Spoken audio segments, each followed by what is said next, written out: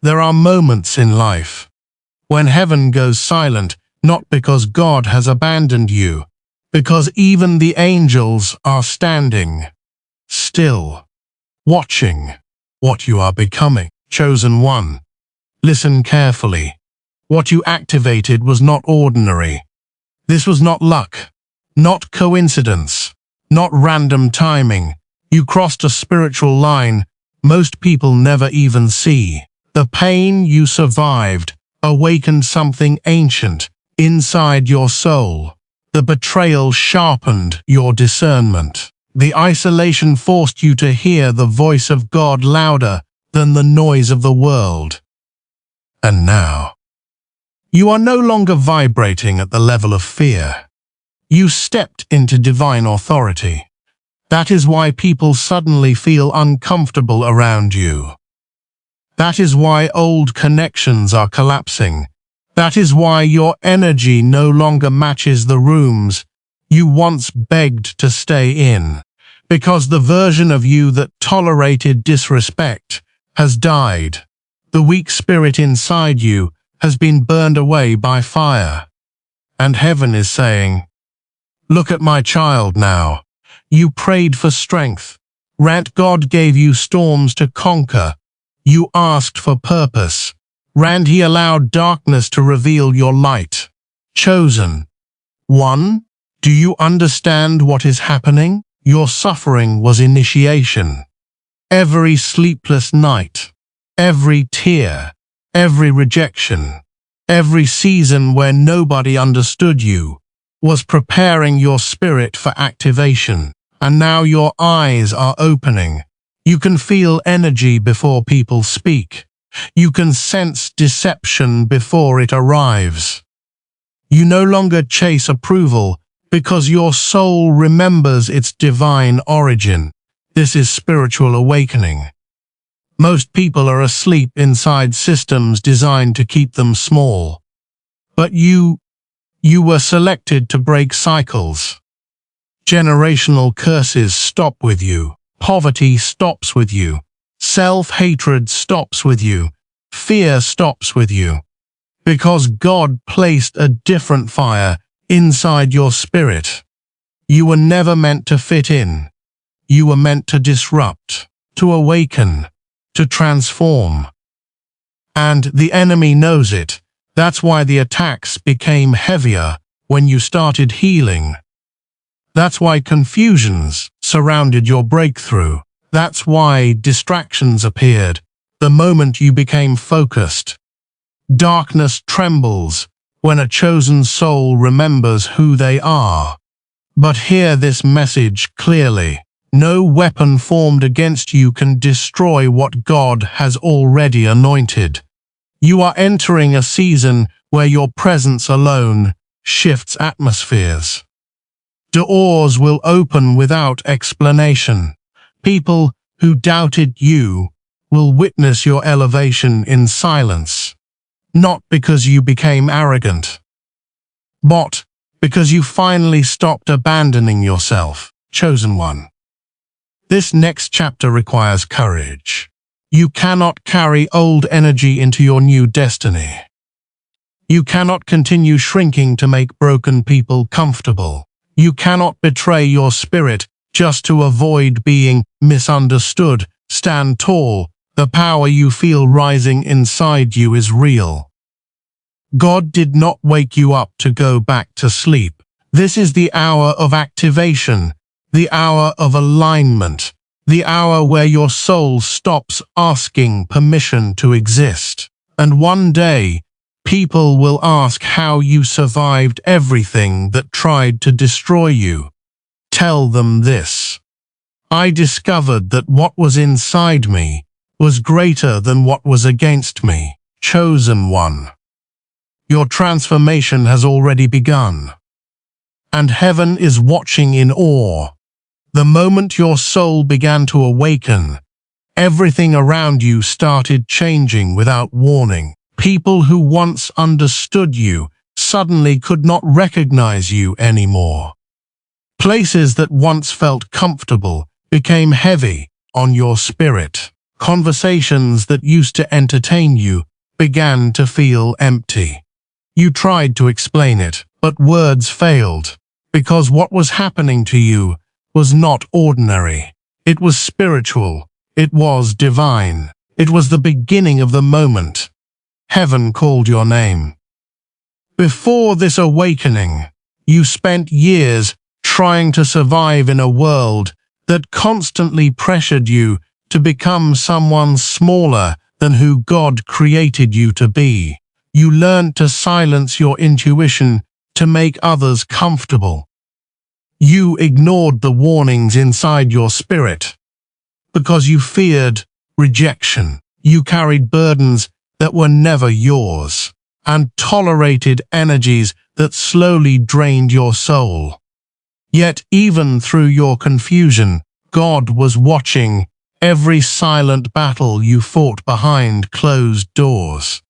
There were nights when you cried without fully understanding why. Moments when loneliness wrapped around your heart so tightly you thought nobody could hear your pain. You smiled in front of people while secretly feeling disconnected from yourself. The world saw your face, but heaven saw your wounds. According to Psalm 34:18, the Lord is close to the brokenhearted and saves those who are crushed in spirit. Even when nobody understood your suffering, God was already near you, preparing your awakening through every painful season. The calling did not arrive with comfort. It arrived through disruption.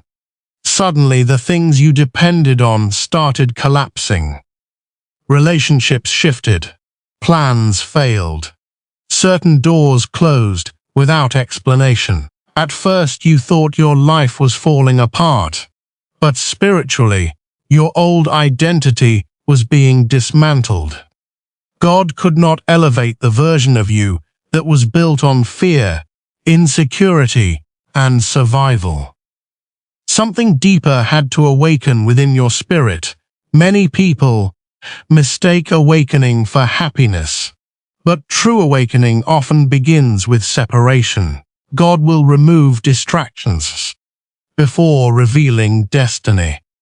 This is why some of the people you loved could not continue the journey with you. Their purpose in your life was seasonal. Their absence was not punishment, it was preparation.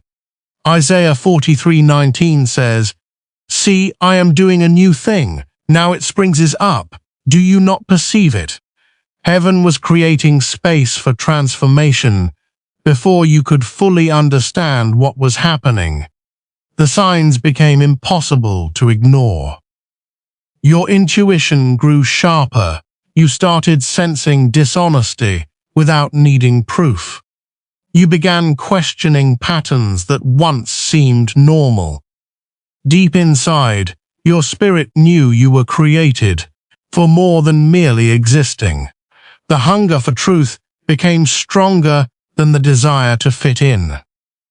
You no longer wanted temporary distractions because your soul was searching for eternal meaning. This is what happens when heaven calls a chosen soul. The external world loses its grip because God begins pulling that person inward. The noise of society becomes weaker while spiritual awareness becomes louder. You start recognizing how many people live disconnected from themselves, constantly chasing validation while ignoring their purpose.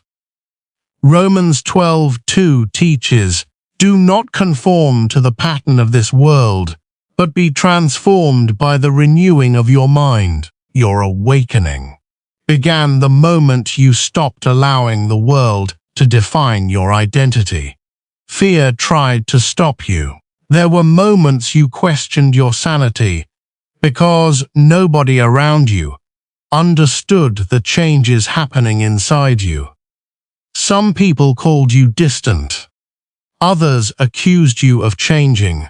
What they could not understand was that transformation always looks strange to those committed. to remaining the same. Your spirit was evolving beyond environments that once kept you trapped. God often isolates chosen people before elevating them. The isolation is not abandonment, it is training. In solitude, distractions lose power and truth becomes clearer. Moses spent years in the wilderness before leading nations. Joseph endured betrayal and imprisonment before stepping into purpose. Jesus himself withdrew into the wilderness for 40 days before beginning his mission. Scripture repeatedly shows that divine calling is often preceded by separation and testing. During this awakening, your eyes started opening to spiritual warfare. You realized not every battle was physical. Some struggles were attacks against your purpose. The enemy fears awakened souls because awakened souls break chains. You began noticing how fear manipulates people into settling for less than God intended. You saw how society rewards conformity while suppressing truth. Ephesians 6:12 declares, "For our struggle is not against flesh and blood, but against rulers, against authorities, against the powers of this dark world." The battle around you was always deeper than appearances.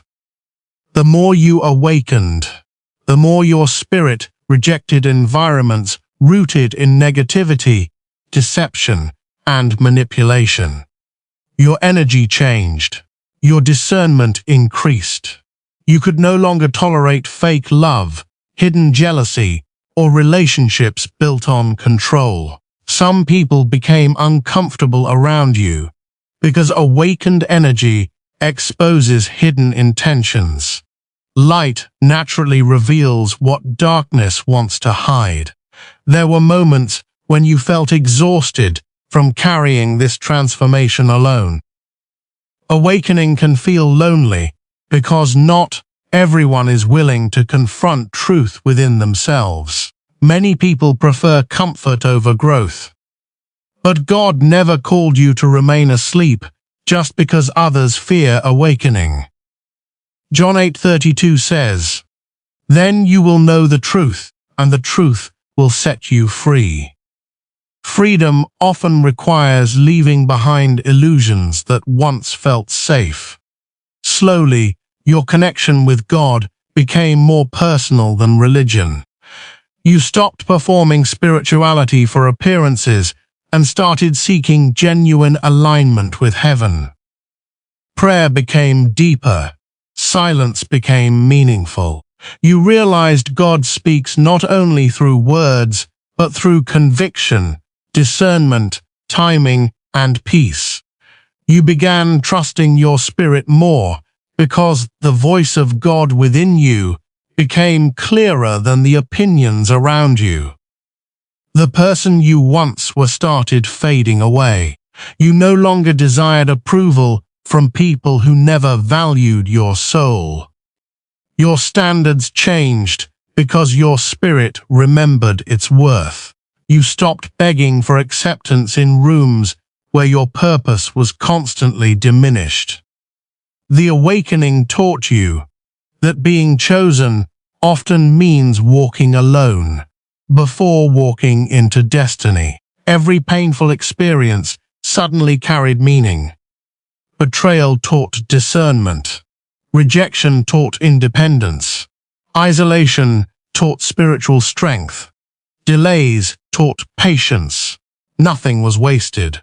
Romans 8:28 reveals, "And we know that in all things God works for the good of those who love him, who have been called according to his purpose." Even your darkest seasons were being transformed into preparation for the calling on your life. Now you can feel it inside your soul. The old version of you cannot return. Your spirit has seen too much truth to go back to sleep.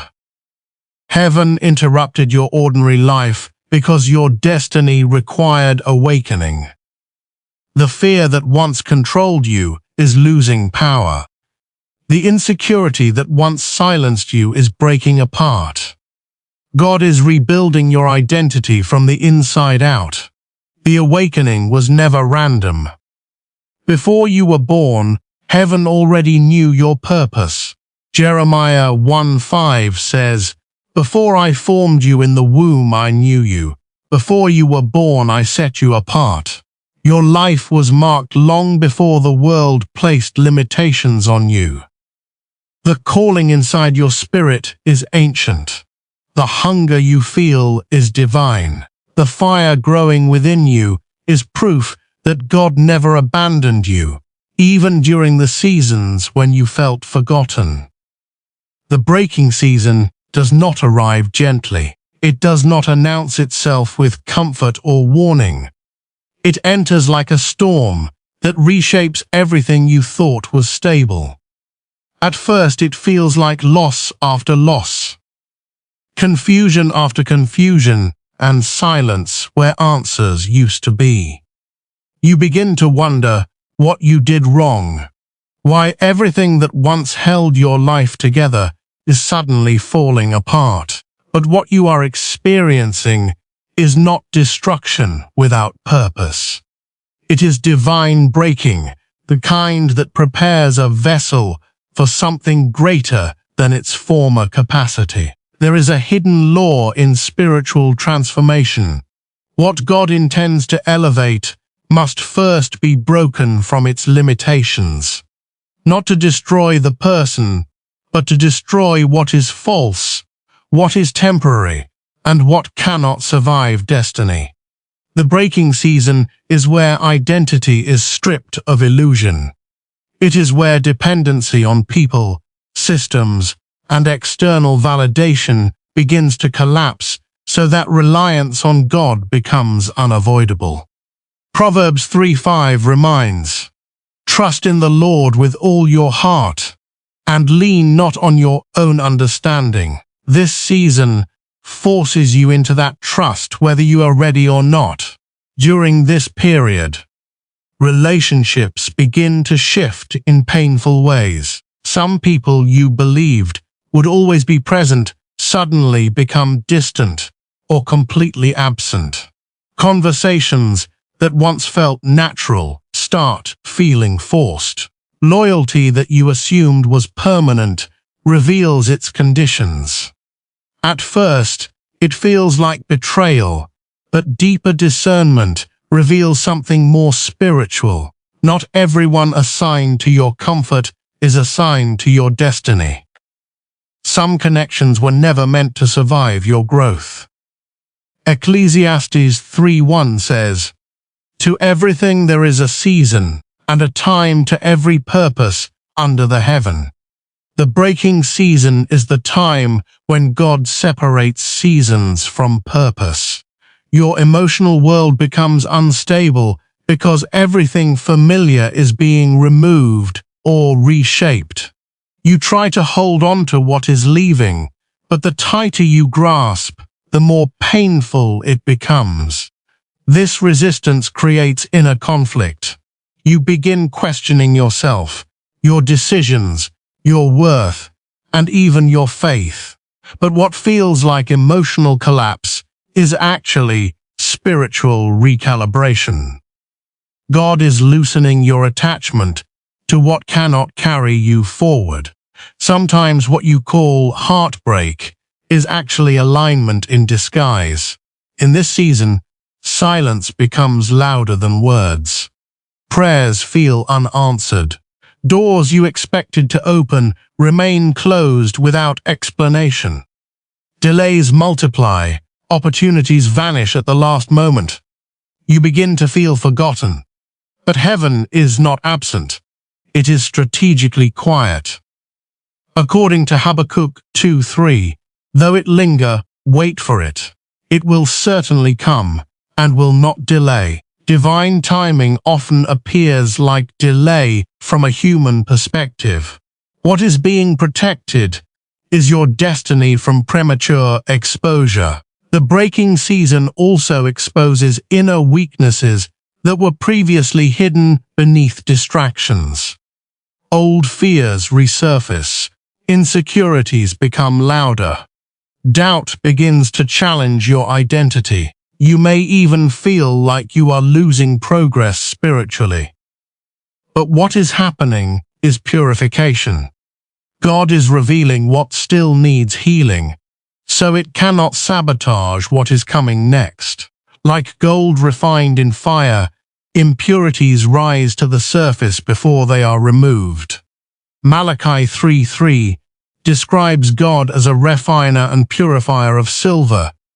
This is what your spirit is undergoing. There are moments when isolation becomes overwhelming. You can be surrounded by people and still feel completely alone. This is because the breaking season separates not only relationships, but also inner dependence on external noise. God withdraws unnecessary support systems so that you are forced to hear Him more clearly. It is in this silence that spiritual sensitivity increases. What once required advice from others now becomes discernment from within. During this time, you begin to notice patterns that were always present but previously ignored. You see how certain environments drained you, how certain people benefited from your silence, how certain situations kept you stuck. The breaking season removes emotional blindness. It sharpens perception. It reveals truth without filters. John 16:13 says, "When the Spirit of truth comes, He will guide you into all truth." Truth often arrives after discomfort because comfort tends to hide it. Emotionally, this season feels like loss, but spiritually, it is liberation. You lose relationships that were draining you. You lose attachments that were limiting your growth. You lose versions of yourself that were built on survival rather than purpose. Each loss creates space. But at first, space feels like emptiness. You do not yet recognize it as preparation. You only feel the absence, not the intention behind it. In this breaking, your identity begins to shift. The things you once depended on for validation lose importance. Opinions that once controlled your emotions begin to lose influence. You start valuing truth over approval. This is where inner strength begins to form.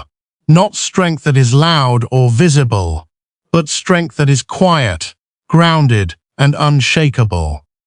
Isaiah 41:10 says, "Do not fear, for I am with you. Do not be dismayed, for I am your God." Even when everything feels unstable, something deeper within you is being anchored. The breaking season also challenges your perception of failure. What you once labeled as failure begins to reveal itself as redirection. Plans that collapsed were not always mistakes. They were protections. Doors that closed were not always rejection. They were prevention. God often interrupts paths that would lead to premature destruction, even if those paths look promising on the surface. Sometimes divine love appears as interruption. You begin to realize that your emotional reactions are being refined. Situations that once triggered anger now trigger reflection. Pain that once led to breakdown now leads to insight. You are learning to process experiences differently. This transformation is not instant. It is layered, slow, and sometimes uncomfortable. But every layer removed brings you closer to clarity. In the midst of this season, faith becomes tested not through miracles, but through silence. Believing when nothing is visible becomes the challenge. Trusting when nothing makes sense becomes the discipline.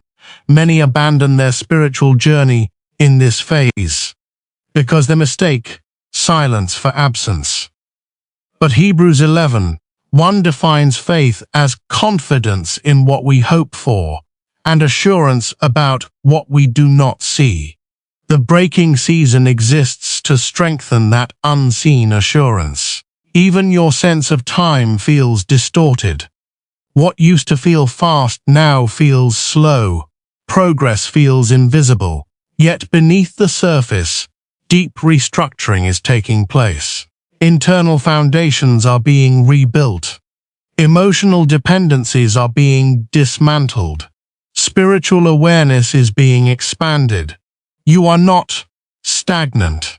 You are under construction. There is also a subtle but powerful shift happening in your perception of yourself. You begin to question the identity that was shaped by others' expectations. You no longer fully identify with who people assumed you were. Something deeper is emerging, something more aligned with truth. This process can feel disorienting because identity transition always challenges familiarity. As this breaking continues, you realize that certain emotions you once suppressed are rising to be healed. Old grief surfaces. Past disappointments return for processing. Memories you avoided begin to demand attention. This is not regression. It is release. God is not allowing buried pain to control your future. Everything unhealed must be exposed before elevation can be sustained. The breaking season ultimately reveals a truth that cannot be ignored. What is falling apart is not your destiny. It is what could not survive your destiny. What is being removed is not your blessing. It is what would have blocked your blessing. And what feels like loss is actually alignment taking place in unseen dimensions that your natural eyes cannot yet comprehend after the breaking season.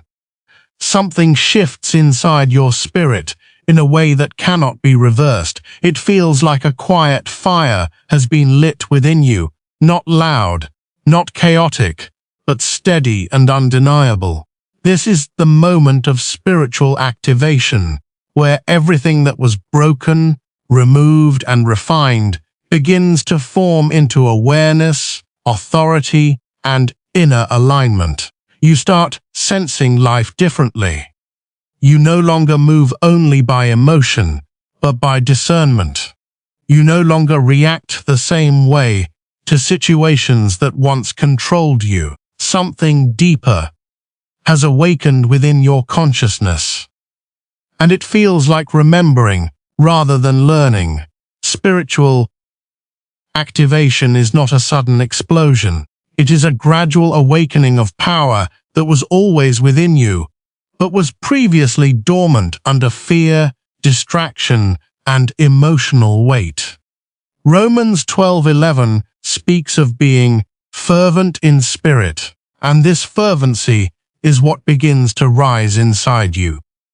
It is as if your inner world has been recalibrated to hear signals that were always there, but previously drowned out by noise. You begin to notice patterns in people, timing, and situations with unusual clarity. What once felt confusing becomes readable, almost like hidden codes are now visible. In this activated state, your intuition becomes stronger than logic in moments where truth is required. You start knowing things without being told, sensing shifts before they happen, and feeling discomfort in environments that are misaligned with your purpose. This is not imagination. It is heightened spiritual awareness. According to John 14:26, the Spirit teaches and reminds, and in activation, that teaching becomes more immediate and personal. You begin to realize that guidance is not always external, but internal and continuous. One of the most profound aspects of activation is the return of clarity. Confusion begins to lose its grip. Decisions that once required overthinking now feel guided. You stop forcing outcomes that are not meant for you. Instead, you begin to observe life with a different level of patience and understanding. Doors that were once forced open are now allowed to remain closed without resistance. This shift is not passivity, it is alignment with divine order. During activation, your relationship with silence changes completely. Silence is no longer empty, it becomes instructional. In quiet moments, insights surface. Answers arrive without struggle. There is a sense that something beyond physical communication is guiding your understanding. Psalm 46 says, "Be still and know that I am God." And in activation, stillness becomes a place of revelation rather than absence. Your emotional responses also begin to transform. Situations that once triggered anxiety no longer control your internal state in the same way. There is a growing sense of detachment from chaos. This is not emotional numbness, but emotional mastery. You are no longer easily shaken by external instability because your foundation is shifting inward. The more your spirit activates, the less dependent you become on external validation or approval. In this stage, spiritual sensitivity increases significantly. You begin to perceive energy in people and environments more clearly. You can sense when something is off even before evidence appears. This sensitivity is not paranoia. It is discernment. Hebrews 5:14 speaks of those who have their senses trained to distinguish between good and evil. Activation trains those senses through experience, reflection, and divine refinement. There is also a deep internal conflict that sometimes arises during activation. The old self does not disappear instantly. There are moments where past habits, thoughts, or emotional patterns attempt to resurface. But now, instead of being controlled by them, you observe them differently. You recognize them as remnants of a former identity. This awareness creates distance between who you were and who you are becoming. Spiritual activation also brings awareness of timing. You begin to feel when something is not meant for now, even if it is good. You also feel when something is aligned, even if it appears uncertain. This understanding of timing replaces urgency with patience. Ecclesiastes 3:11 says, "He has made everything beautiful in its time." And activation allows you to start perceiving time through a divine lens rather than a pressured one. As your spirit becomes more active, your tolerance for dishonesty, manipulation, and superficial connections decreases. You are no longer willing to ignore what your spirit clearly sees. This creates natural separation from environments that no longer match your frequency. People may not always understand your distance, but you understand your alignment. The activation process often isolates you not through loneliness, but through elevation of perception. There is also an increase in responsibility that comes with activation. Awareness always carries accountability.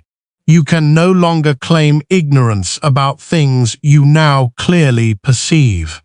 This includes how you treat yourself, how you allow others to treat you, and how you respond to opportunities and challenges. Luke 12:48 says, "To whom much is given, much will be required." and activation is the beginning of increased spiritual responsibility. During this stage, you begin to notice that your thoughts are becoming more influential over your reality. Negative thinking no longer feels harmless. It feels disruptive. Positive alignment, on the other hand, feels powerful and grounding. You begin to understand that internal state shapes external experience more than circumstances themselves. This awareness shifts your focus from external control to internal mastery. Dreams, thoughts, and sudden insights also become more meaningful during activation. You may receive clarity through reflection, symbolic moments, or unexpected understanding that feels deeply personal. This is part of heightened spiritual communication, where guidance is no longer limited to structured formats, but flows through awareness itself. Another significant shift is the reduction of emotional dependency on outcomes. You stop needing immediate results to feel secure. There is a growing trust in process, even when outcomes are delayed or unclear. This trust does not come from logic, but from experience of survival through previous seasons. You begin to realize that even uncertainty carries direction when perceived through activated awareness. In this state, you also start seeing how your past struggles contributed to your current clarity. What once felt like wasted time now reveals itself as necessary development. Every challenge becomes a layer of preparation. Even moments of confusion begin to make sense in hindsight. Romans 8:28 becomes experiential rather than theoretical, as patterns of growth become visible through reflection. Activation also affects how you communicate. You become more intentional with words. You begin to understand that speech carries weight and influence over direction. You are less likely to speak from emotion and more likely to speak from awareness. This shift in communication reflects internal transformation, where expression becomes aligned with clarity rather than reaction. There is also a growing awareness of spiritual alignment in choices. You no longer make decisions purely based on comfort, fear, or external pressure. Instead, you begin to evaluate alignment with purpose. This creates internal discipline that guides actions without forcing them. Proverbs 16:9 says, "In their hearts humans plan their course, but the Lord establishes their steps." And activation makes that establishment more noticeable. As this process continues, you begin to feel less like you are becoming something new and more like you are returning to something true. There is a sense of remembering identity rather than constructing it. This recognition brings both peace and responsibility. Peace, because you are no longer lost in confusion. Responsibility, because awareness demands action aligned with truth. The activation stage ultimately reveals that what was once dormant inside you was never absent. It was waiting for refinement, waiting for breaking, waiting for clarity, waiting for the right alignment of circumstances that would allow it to rise without distortion. And now, as awareness deepens, it becomes clear that this activation is not an endpoint, but a threshold into something greater that continues unfolding beyond what the mind can fully comprehend. What you begin to notice after activation is that resistance increases in ways that feel strangely intentional, almost as if something unseen is pushing back against your expansion. This is the war against your destiny, not a physical war, but a layered conflict that operates through thoughts, emotions, environments, relationships, timing disruptions, and internal doubt. It is subtle enough to be mistaken for coincidence, yet consistent enough to reveal pattern. Ephesians 6:12 becomes more than a verse in this stage. It becomes lived reality, because you start to recognize that what you are facing is not merely natural opposition, but structured resistance against your forward movement. This war does not begin when you are weak. It intensifies when you are becoming aware of your strength. Before activation, distractions were enough to keep you stalled. After activation, opposition becomes more targeted. You start noticing delays that appear right before breakthroughs, misunderstandings that emerge right before clarity, and emotional disturbances that surface right before alignment. It feels as if timing itself is being tested.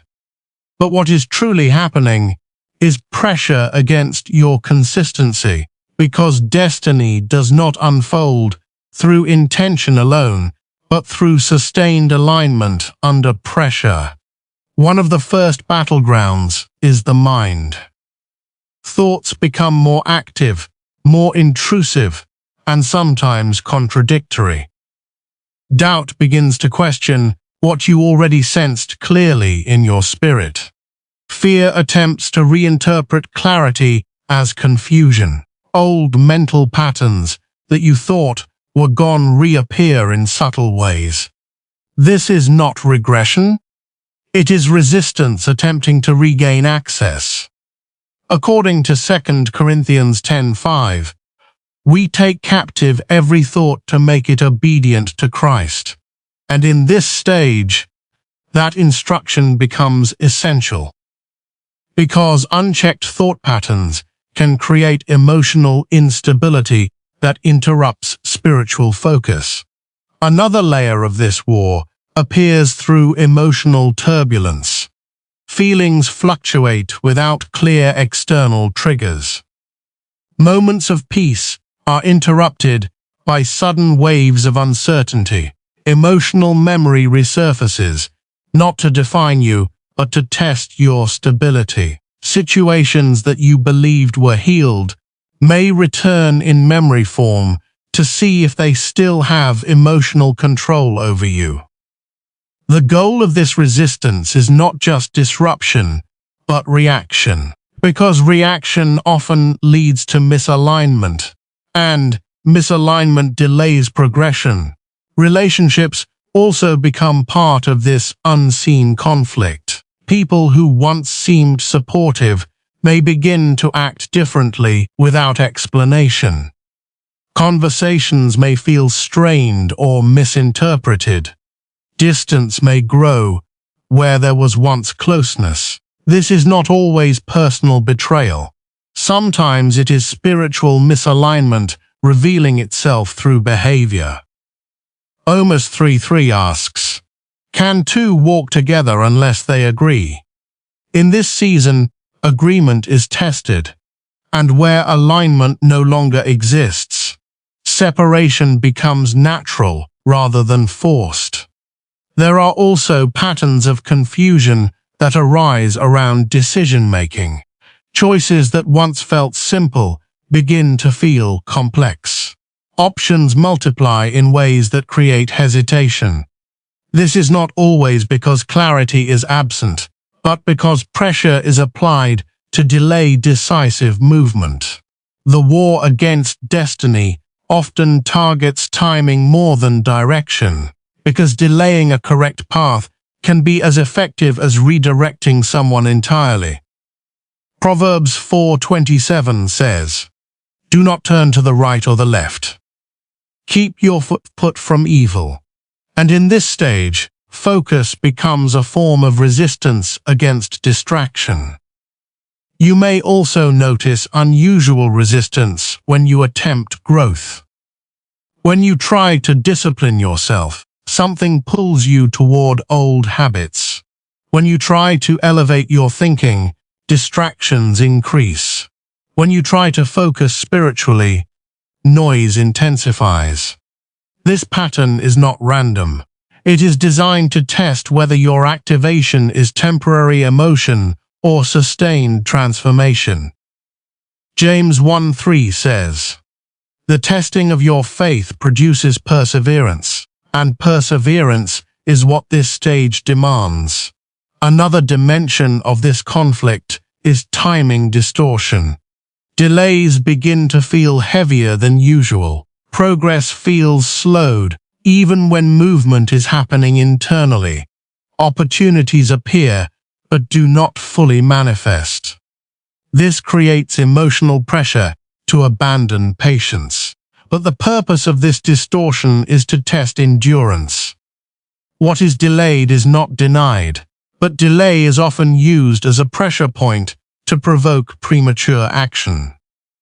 Ecclesiastes 7:8 reminds, "The end of a matter is better than its beginning," which means that endurance is required for completion, not just initiation.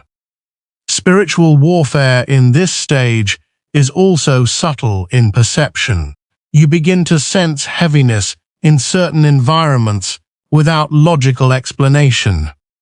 Some spaces feel draining without visible cause. Some interactions leave you mentally fatigued, even if nothing negative was said. This is energetic resistance that targets awareness and sensitivity. It is meant to dull discernment so that alignment becomes harder to maintain. But activation increases sensitivity, which is why contrast becomes more noticeable. There is also internal fragmentation that can arise if focus weakens. Competing thoughts about direction, identity, and purpose may surface simultaneously. This creates internal pressure where clarity feels temporarily clouded. The war against destiny often attempts to divide attention because divided attention weakens execution. Matthew 6:24 speaks about serving two masters, and in a spiritual sense, divided internal loyalty between fear and faith creates instability in movement. At times, even progress itself becomes uncomfortable. When things begin to move forward, unfamiliar emotions arise. Instead of feeling only excitement, there may be anxiety about sustaining growth. This is because expansion requires identity adjustment. The mind resists unfamiliar versions of stability because they require new responsibility. Growth is not only external change, but internal restructuring, and resistance often emerges when identity is being rewritten. You may also experience moments where your past feels louder than your future. Memories, regrets, and unfinished emotional experiences attempt to pull attention backward. This backward pull is strategic because destiny cannot be pursued effectively while attention is anchored in regret. Isaiah 43:18 says, "Forget the former things? Do not dwell on the past." And in this stage, remembering becomes a battleground for focus. Another aspect of this war is spiritual fatigue. Even though you are not physically exhausted, your spirit may feel pressured. This pressure is often the result of sustained internal tension between alignment and resistance. It can feel like carrying invisible weight. But this weight is not meant to crush you, it is meant to strengthen endurance. The process builds capacity for future responsibility that requires stability under pressure. Discernment becomes critical during this stage. because not everything that appears as opposition is actually destruction. Some resistance is refinement. Some delays are protection. Some closed doors are redirection. The challenge is learning to differentiate between destructive resistance and developmental pressure. This discernment grows through reflection, patience, and spiritual sensitivity rather than immediate interpretation. There are also moments when clarity seems temporarily withdrawn. This is not absence of guidance, but testing of trust. When visibility is reduced, reliance on previous revelation becomes necessary. Psalm 119:105 states, "Your word is a lamp for my feet, a light on my path, and a lamp only illuminates the next step, not the entire journey." This limited visibility is intentional, so that trust develops incrementally. In this war against destiny, the greatest pressure is not external opposition, but internal agreement with limitation. The real battle is deciding whether to accept resistance as final or to recognize it as temporary opposition. Every attempt to grow, every decision to align, and every moment of persistence becomes a form of resistance against resistance itself. What becomes clear in this stage is that destiny is not blocked by lack of opportunity, but often tested by endurance through opposition. And in that tension between pressure and persistence, something within you begins to stabilize in a way that cannot easily be shaken by what surrounds you. The death of the old you does not happen in one moment, but through a series of quiet dissolutions that slowly remove the identity you once believed was permanent. It is not a physical death, but a deep internal unraveling of patterns, beliefs, attachments, and emotional structures that once defined how you saw yourself. At first, it feels like confusion, like losing pieces of yourself, without understanding why they are being taken. But what is actually happening is transformation at the deepest level, where what cannot enter your destiny is being removed, so what is real can remain.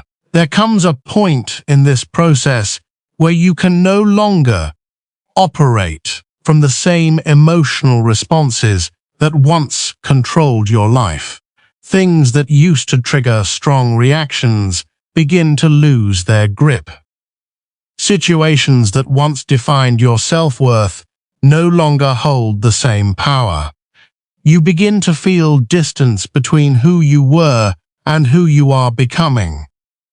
This distance is uncomfortable, because identity is not something people easily release. It is often clung to, even when it causes suffering. But transformation requires surrender of familiarity. 2 Corinthians 5:17 speaks of becoming a new creation, where the old passes away and everything becomes new. In lived experience, this does not feel immediate or dramatic. It feels like gradual separation from patterns that no longer align. The old version of you does not disappear suddenly, but becomes less influential over time. Old fears begin to weaken. Old habits begin to lose attraction. Old attachments begin to feel foreign. This is the beginning of internal death that leads to rebirth. One of the most difficult aspects of this stage is the emotional grief that comes with losing your former self. Even if that self was limited, it was familiar. It carried memories, routines, and identity structures that gave a sense of stability. Letting go of that familiarity creates emotional instability because the mind resists voids. Ecclesiastes 3:6 reminds that there is a time to keep and a time to throw away. This throwing away is not physical. It is internal release of identity layers that no longer serve purpose. During this process, you may feel as though you are losing direction. Things that once motivated you may no longer feel meaningful.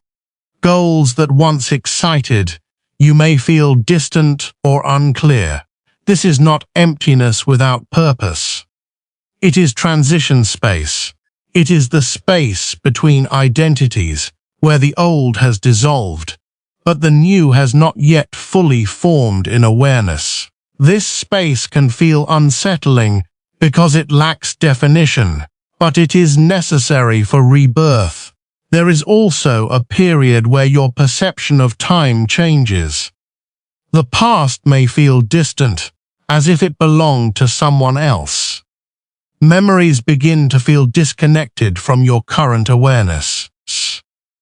This psychological and spiritual detachment is part of identity dissolution. It is not forgetting. It is separation from emotional attachment to former versions of experience. Philippians 3:13 speaks of forgetting what is behind and pressing forward, and this forgetting is not loss of memory, but release of identity, attachment to the past.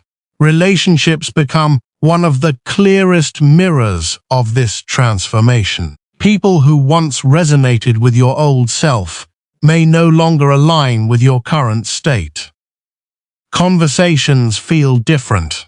Interests diverge. Emotional connection weakens in some areas while deepening in others that are aligned with growth. This shift can create discomfort, but it reflects internal change. When identity shifts, relational dynamics shift naturally without force. There are moments when you may try to return to old habits or emotional patterns, but they no longer feel natural. Even when you attempt to recreate familiar behaviors, something inside resists. This resistance is not punishment. It is evidence of irreversible transformation.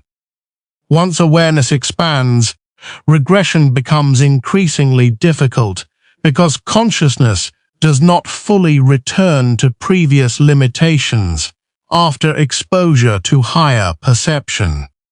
Romans 6:6 refers to the old self being crucified so that the body of sin might be done away with. In practical terms, this refers to the dismantling of conditioned responses that were formed through past experiences, fear, and survival mechanisms. These responses once helped you navigate life, but they are no longer sufficient for what you are becoming. The death of the old self is therefore not loss, but liberation from limitation. Emotionally, this stage can feel like numbness at times, not because you are disconnected from life, but because emotional extremes are being stabilized. Where there was once impulsive reaction, there is now observation. Where there was once emotional dependence, there is now internal grounding. This shift can feel unfamiliar, because intensity is often mistaken for aliveness. But stability is a deeper form of awareness. There is also a quiet, grieving process that occurs without full recognition.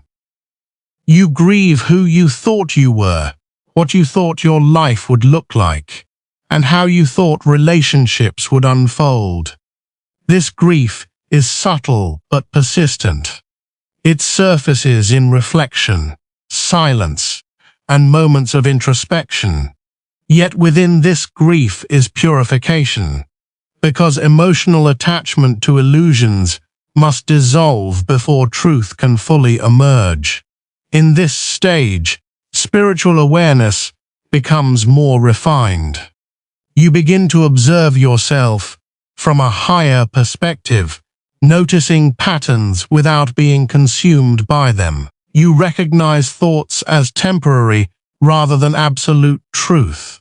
You see emotions as signals rather than identity.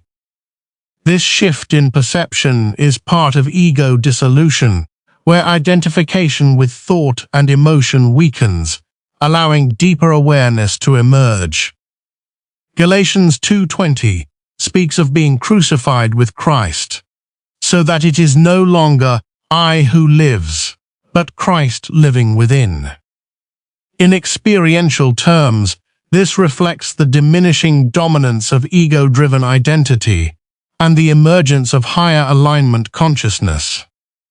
It is not loss of self, but transformation of self-definition. There are moments in this process when you feel uncertain about who you are becoming. This uncertainty is not confusion in a negative sense, but transitional awareness. Identity is being rewritten at levels deeper than conscious thought. You are no longer fully who you were, but not yet fully anchored in what you are becoming. This in-between state is where internal restructuring occurs. Old emotional triggers begin to lose authority. Situations that once caused distress now feel distant or less impactful. This does not mean you are unaffected. It means your internal structure has changed. Response patterns are no longer automatic. There is space between stimulus and reaction. In that space, awareness grows. Psalm 51:10 speaks of creating a clean heart and renewing a right spirit. This renewal is what is occurring internally. Emotional conditioning is being cleared. Identity layers formed through fear, rejection, and survival are dissolving. What remains is closer to authenticity, though still in formation. There is also a shift in how you relate to pain. Pain is no longer only suffering. It becomes information. It reveals where attachments existed, where expectations were unaligned, and where growth is still unfolding. Instead of resisting pain entirely, you begin to observe it with understanding. This does not eliminate discomfort, but it changes relationship with it. As this internal death continues, you may experience moments of detachment from external validation. Approval from others begins to lose influence over your emotional state. This is because identity is no longer externally sourced. It is gradually becoming internally anchored. Matthew 16:26 questions, "What it profits a person to gain the world, but lose their soul?" And in this stage, that question becomes experiential rather than theoretical. The death of the old self ultimately reveals that what was being removed was never your true identity, but layers built around survival, expectation, and adaptation. What remains is not fully formed yet, but it is more aligned with truth than illusion. And in this space of dissolution, something quieter, deeper, and more stable begins to emerge beneath everything that has been stripped away.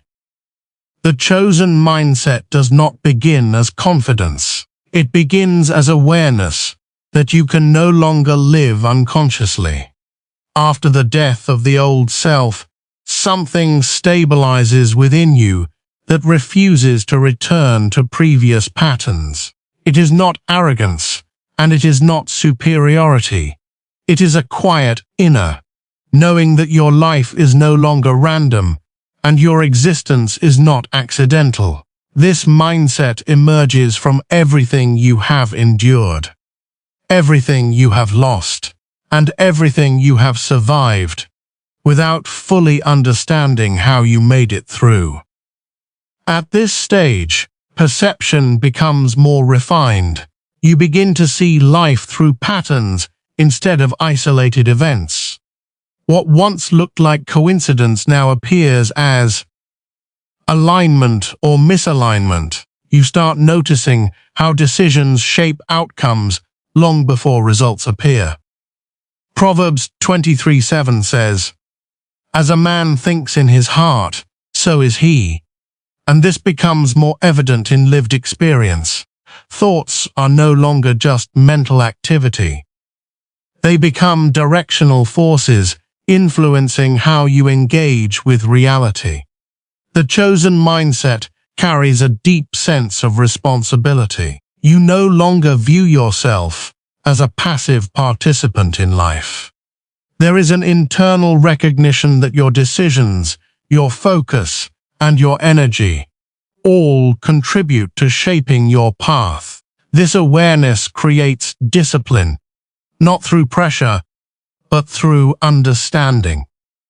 You begin to realize that wasted focus creates delayed outcomes, and scattered attention weakens alignment. Therefore, intention becomes central to everything you do.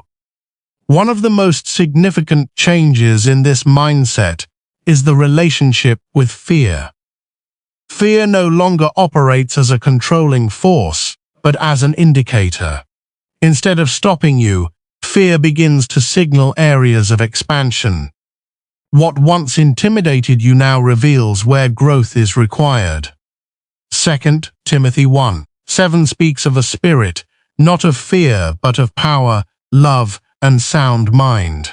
In this stage, fear is no longer interpreted as a command to retreat, but as information to prepare. You also begin to detach from external validation. The opinions of others lose their authority over your internal state. This does not mean you become indifferent to people, but you stop allowing external perception to define your identity.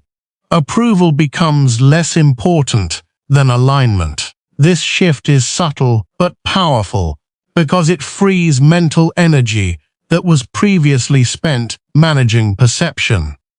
When validation no longer controls you, clarity increases. The chosen mindset also changes how you interpret delay.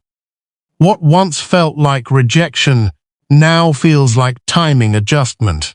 When things do not happen immediately, you no longer assume failure. Instead, you begin to consider preparation, alignment, and unseen processes. Ecclesiastes 3:11 speaks of everything being made beautiful in its time. And in this mindset, timing becomes more important than speed. You begin to understand that premature outcomes can be as destructive as delayed ones. There is also a shift in how you respond to emotional triggers. Situations that once provoked strong emotional reactions now create space for observation before response. You are no longer fully controlled by immediate emotional impulses. Instead, there is awareness between stimulus and reaction.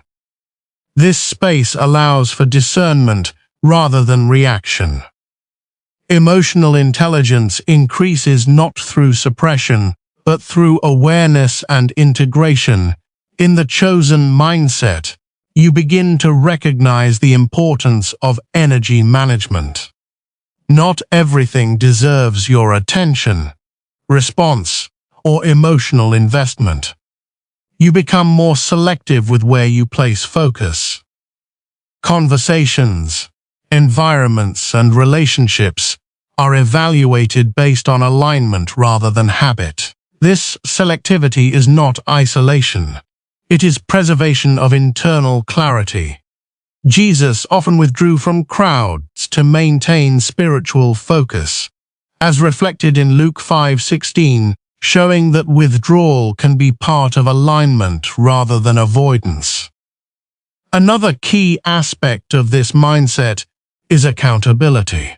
You stop blaming external circumstances for everything that happens in your life. While you still recognize external influence, you also acknowledge internal responsibility. This does not mean self-blame, but self-awareness. You begin to understand how your choices contribute to outcomes. And this awareness empowers change. Accountability becomes a tool for growth rather than a source of guilt. The chosen mindset also transforms how you view challenges. Obstacles are no longer seen only as problems, but as training mechanisms. Every challenge begins to carry hidden instruction. Instead of asking only, "Why is this happening to me?" you begin to ask, "What is this developing within me?" James 1:2-3 encourages considering trials as testing of faith that produces perseverance. In lived experience, challenges become developmental rather than purely disruptive. You also begin to experience increased mental clarity. Confusion that once dominated decision-making starts to dissolve. Choices become simpler, not because life becomes easier, but because internal alignment improves. When values are clear, decisions become clearer. The noise of competing influences begins to fade. This clarity is not permanent perfection, but a growing stability in perception. There is also a deep shift in how you relate to your past. Instead of being emotionally trapped in previous experiences, you begin to observe them with understanding. The past becomes information rather than identity. You recognize patterns that shaped your responses, but you no longer allow those patterns to define your future. Isaiah 43:18-19 speaks about not dwelling on former things because something new is emerging. And this becomes experiential awareness rather than abstract belief. The chosen mindset also strengthens intuition. You begin to trust internal signals more than external pressure. This intuition is not random feeling. It is refined perception developed through experience, reflection, and spiritual sensitivity. You start recognizing when something is aligned, even before external confirmation appears. This trust in internal guidance becomes a stabilizing force in uncertain situations. There is also a reduction in internal chaos. Where there was once overthinking, there is now observation. Where there was once mental overload, there is now clarity in prioritization. This does not mean thoughts disappear, but they become organized and less disruptive. Philippians 4:7 speaks of peace that surpasses understanding, guarding hearts and minds. In this mindset, peace becomes a stabilizing filter through which thoughts are processed. Another important transformation is how you relate to control. You begin to release the need to control every outcome.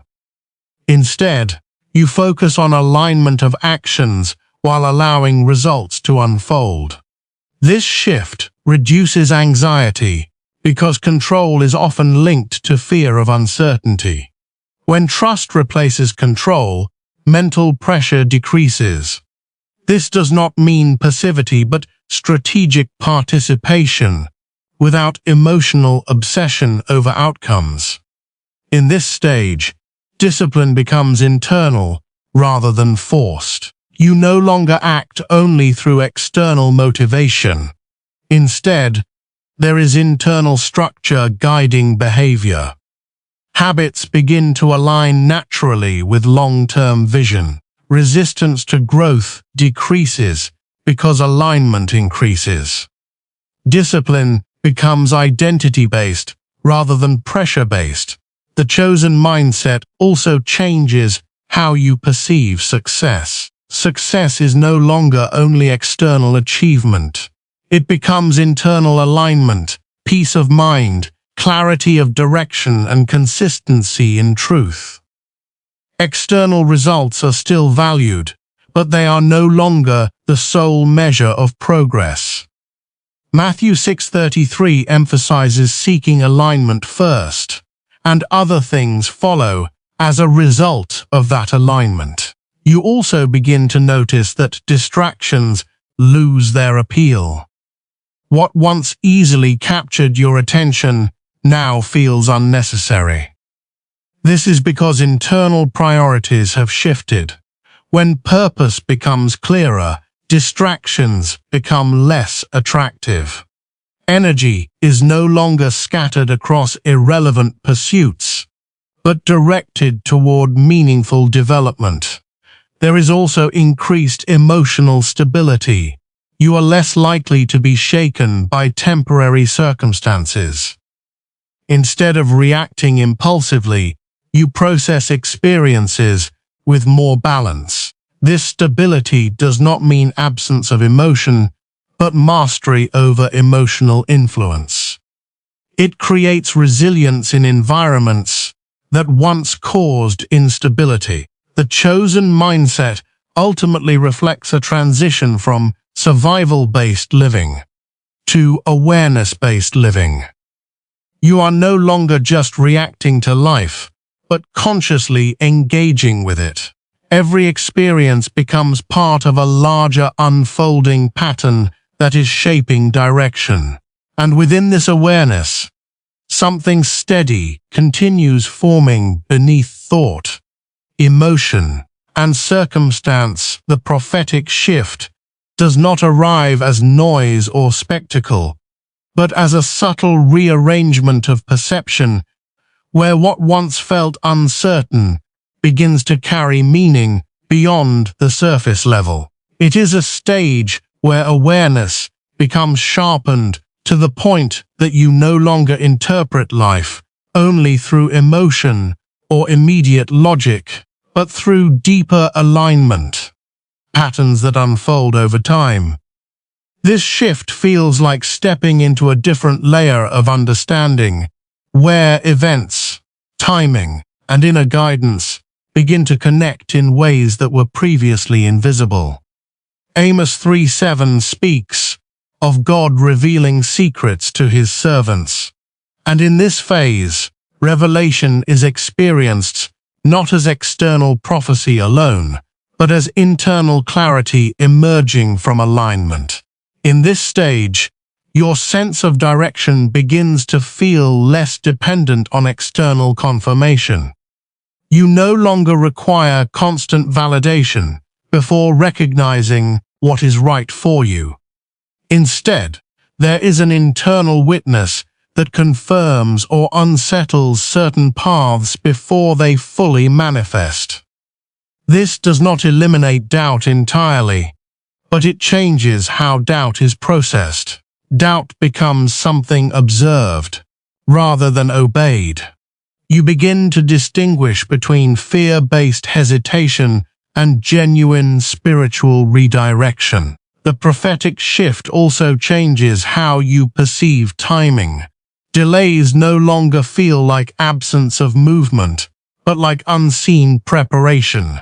What once felt like waiting now feels like positioning. Ecclesiastes 3 states that there is a time for everything under heaven, and in this stage, timing becomes something you feel rather than just understand intellectually. You start noticing how certain events align only after internal readiness is developed, not before it.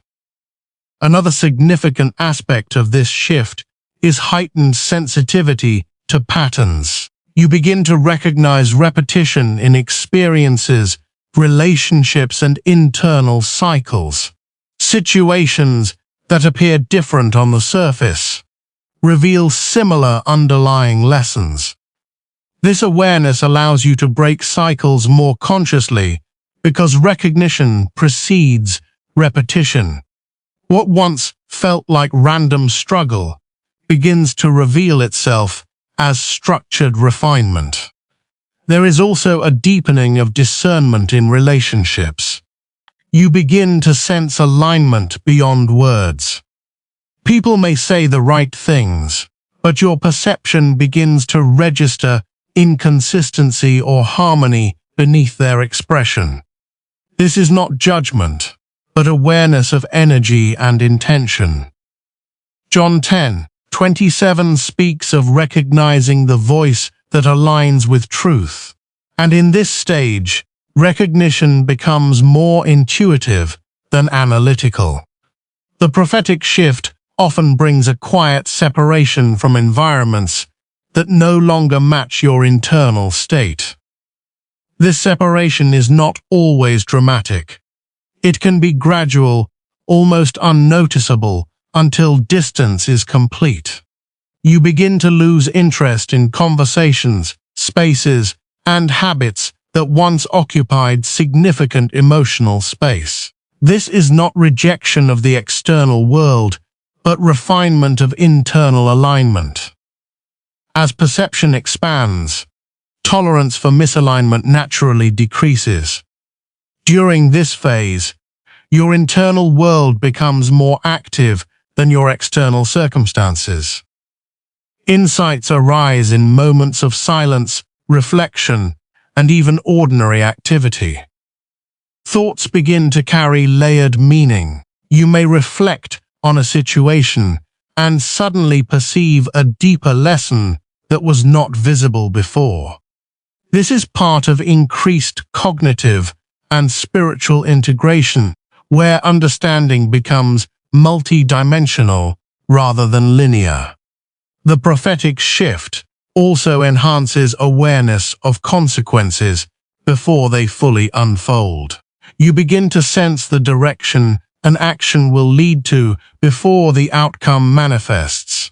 This foresight is not always dramatic or precise in detail, but it creates a strong internal signal regarding alignment.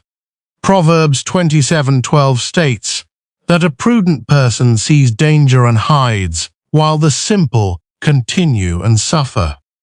In this stage, prudence becomes more instinctive.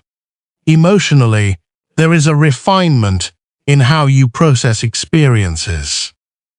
Emotional reactions come less dominant in decision-making. Instead, emotions are observed, understood, and integrated. This creates a balance between feeling and awareness. You are no longer fully governed by emotional extremes, but you also do not suppress emotion. Instead, you develop a relationship with emotion as information rather than identity. Another dimension of the prophetic shift is the transformation of communication. You begin to speak more intentionally. Words carry more weight because you become aware of their influence. There is less need for unnecessary explanation or emotional justification. Communication becomes clearer, more precise, and more aligned with internal truth.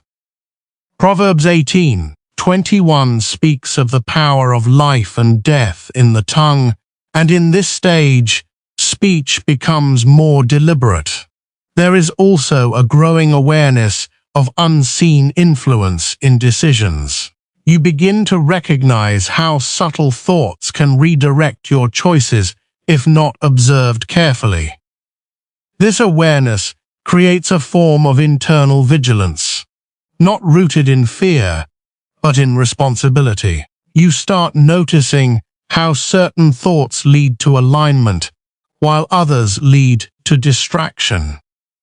This recognition strengthens internal discipline. The prophetic shift often includes moments of isolation that feel different from previous seasons. This isolation is not experienced as punishment, but as refinement of perception. In solitude, external noise decreases, allowing internal clarity to surface more strongly. Mark 1:135 describes moments where withdrawal was used for alignment and communication with God, reflecting the importance of separation for clarity. During this stage, you may also experience heightened awareness of spiritual resistance. Not in a fearful sense, but in recognition that alignment often attracts opposition. This opposition is not always external. It can appear as distraction, confusion, or emotional interference. The awareness of resistance becomes part of discernment rather than fear.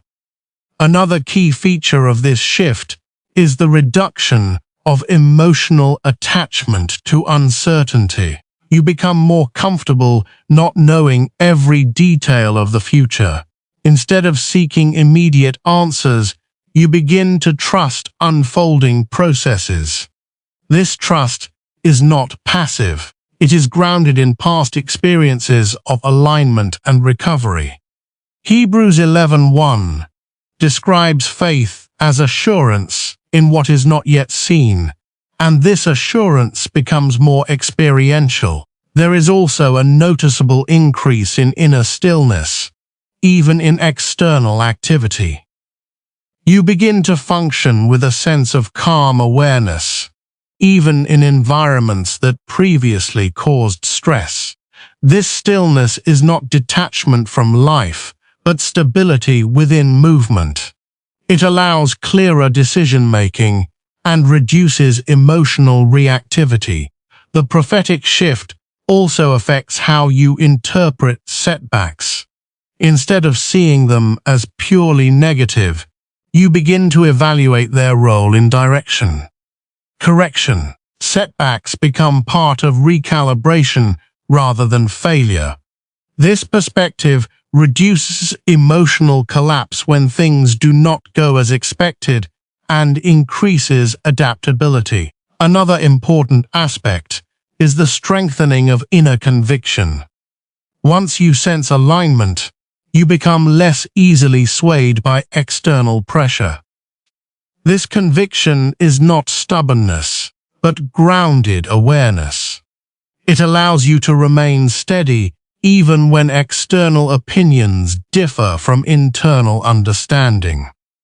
Galatians 1:10 reflects the importance of seeking alignment over approval. In this stage, clarity does not always come through explanation, but through recognition. You may not always be able to logically explain why something feels right or wrong, but the internal sense becomes reliable over time. This trust in perception grows through repeated experiences of confirmation. The prophetic shift also refines your sense of identity. You begin to detach from labels that were previously used to define you. Instead, identity becomes more fluid and aligned with purpose rather than past experience. This creates a sense of expansion rather than limitation. There is also an increase in awareness of personal responsibility in shaping outcomes. You begin to recognize how internal state influences external experience more directly than previously understood. This awareness strengthens accountability and reduces external blame patterns. As this shift deepens, perception becomes less fragmented and more unified. Experiences are no longer seen in isolation, but as part of an unfolding structure that carries meaning across time. Even uncertainty begins to feel structured rather than chaotic. And within this unfolding awareness, perception continues, expanding beyond previously understood limits. The final ascension is not an arrival that the ego can celebrate in a loud way, but a deep settling into alignment where struggle for identity, approval, and confusion over direction begins to dissolve into a steady inner knowing. It is the stage where everything you have endured, every breaking, every activation, every conflict, every shift in perception begins to converge into a form of clarity that no longer depends on external validation to feel real. This is not elevation in the worldly sense alone, but integration of all previous stages into a unified awareness that carries both responsibility and stillness. Isaiah 61 speaks of rising and shining, and in this stage, that rising is no longer about effort, but about becoming what was already forming beneath the surface of every previous experience. In this phase, there is a noticeable reduction in internal resistance.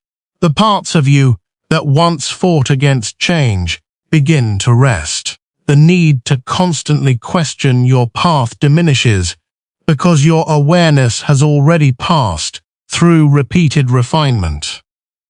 What remains is not confusion about identity, but embodiment of it. You no longer chase understanding as something external. Instead, understanding arises naturally from lived alignment. The journey of seeking begins to transform into the experience of being.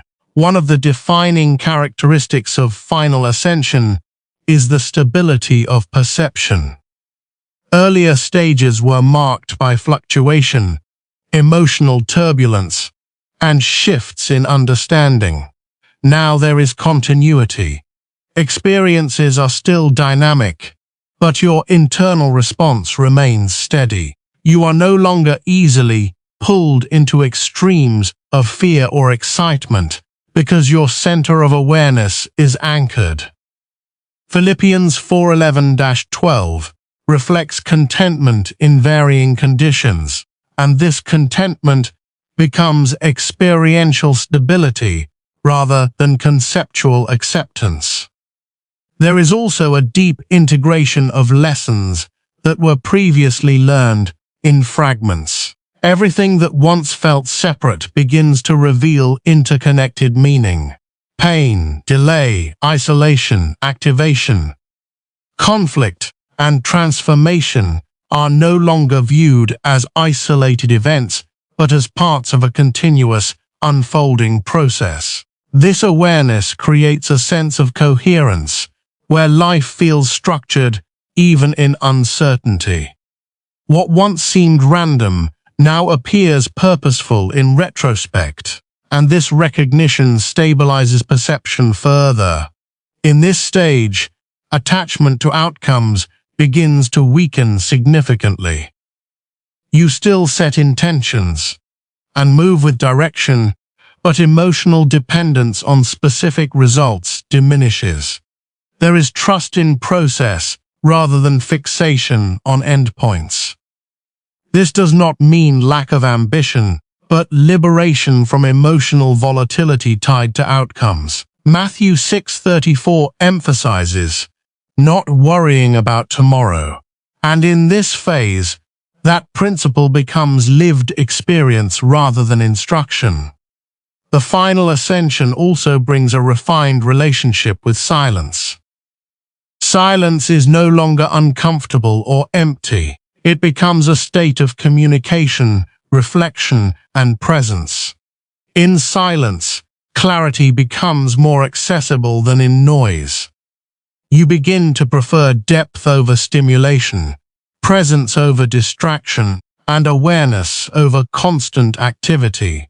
This shift is not withdrawal from life, but elevation of internal experience within life. Another key aspect is the dissolution of internal conflict between past and future identity.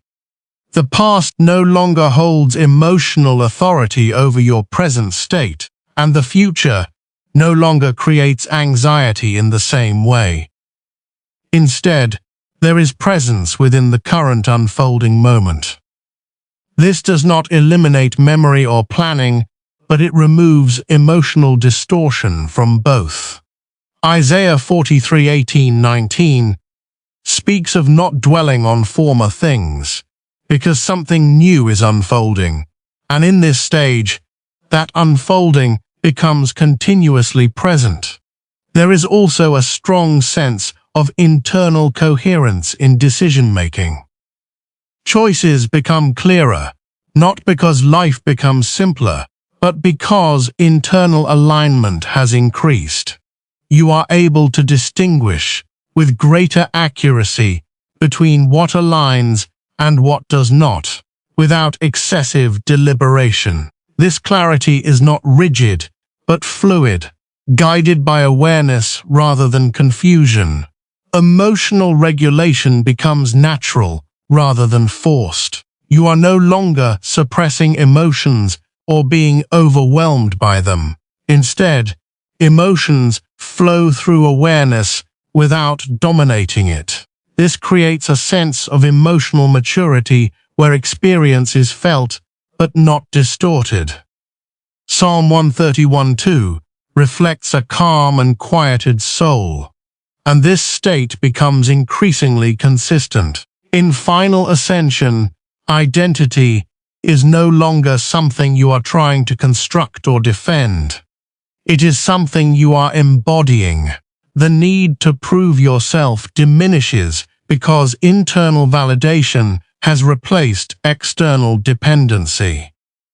There is a quiet confidence that does not require announcement. This confidence is not based on superiority, but on alignment with truth as it is understood internally. There is also a noticeable shift in how time is experienced. Instead of feeling pressured by time, there is cooperation with it. You no longer rush through experiences or resist delays with emotional struggle.